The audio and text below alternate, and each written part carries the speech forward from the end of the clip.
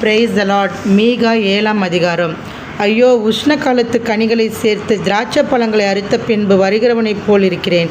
புசிக்கிறதற்கு ஒரு திராட்சை கொலையும் என் ஆத்துமா இச்சித்த முதல் அரிப்பின் கனியும் இல்லை. தேசத்தில் பக்தியுள்ளவன் அற்றுப்போனான், மனுஷரில் செம்மையானவன் இல்லை. அவர்கள் எல்லாரும் இரத்தம் சிந்த பதிவிருக்கிறார்கள். அவனவன் தன் தன் சகோதரனை வலையிலே பிடிக்க வேட்டையாடுகிறான். பொல்லாப்பு செய்ய அவர்கள் 2 கைகளும் நன்றாய்க்கூடும். அதிபதி கொடு என்கிறான், நியாயாதிபதி கைக்கூலி கேட்கிறான். பெரியவன் தன் துராசையை தெரிவிக்கிறான். இவ்விதமாய் புரட்டுகிறார்கள். அவர்களில் நல்லவன் முச்செடி கொத்தவன், செம்மையானவன் எரிஞ்சலை பார்க்கலும் கடும் கூர்மையானவன். உன் காவற்காரர் அறிவித்த உன் தண்டனை நாள் வருகிறது. இப்பொழுது அவர்களுக்கு கலக்கம் உண்டு. சிநேகிதனை விசுவாசிக்க வேண்டாம், வழிகாட்டியை நம்ப வேண்டாம். உன் மடியிலே படுத்துக்கொள்கிறவனுக்கு முன்பாக உன் வாயை திறவாமல் எச்சரிக்கையாயிரு. மகன் தகப்பனை கனவீனப்படுத்துகிறான், மகள் தன் தாய்க்கு விரோதமாகவும் மருமகள் தன் மாமிக்கு விரோதமாகவும் எழும்புகிறார்கள்.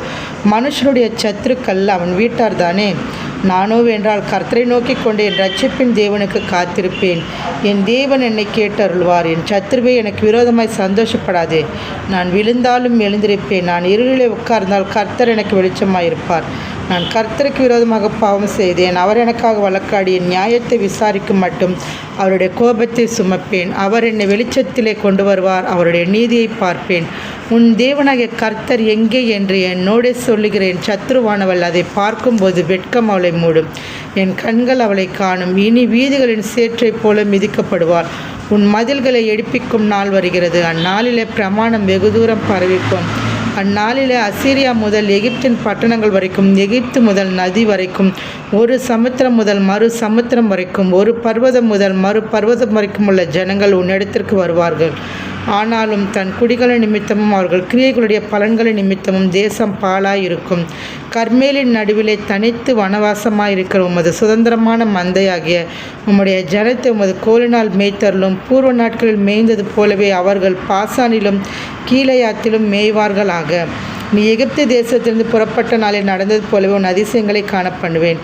புறஜாதிகள் கண்டு தங்களுடைய எல்லா பராக்கிரமத்தையும் குறித்து வெட்கப்படுவார்கள். கையை வாயின் மேல் வைத்துக் கொள்வார்கள். அவர்கள் காதுகள் செவிடாய் போகும். பாம்பைப் போல மண்ணை நக்குவார்கள். பூமியின் ஊர்வனற்றைப் போல தங்கள் மறைவிடங்களிலிருந்து நடுநடங்கி புறப்படுவார்கள். நமது தேவனாகிய கர்த்தருக்கு திகிலோடு சேர்ந்து உனக்கு பயப்படுவார்கள். தமது சுதந்திரத்தில் மீதியானவர்களுடைய அக்கிரமத்தை பொறுத்து மீறுதலை மன்னிக்கிற தேவருக்கு ஒப்பான தேவன் யார்? அவர் கிருபை செய்ய விரும்புகிறபடியால் அவர் என்றென்றைக்கும் கோபம் வையார். அவர் திரும்ப நம்மேல் இறங்குவார். நம்முடைய அக்கிரமங்களை அடக்கி நம்முடைய பாவங்களை எல்லாம் சமுத்திரத்தின் ஆழங்களில் போட்டு விடுவார். தேவரீர் பூர்வ நாட்கள் முதல் எங்கள் பிதாக்களுக்கு ஆணையிட்ட சத்தியத்தை யாக்கோபுக்கும் கிருபையை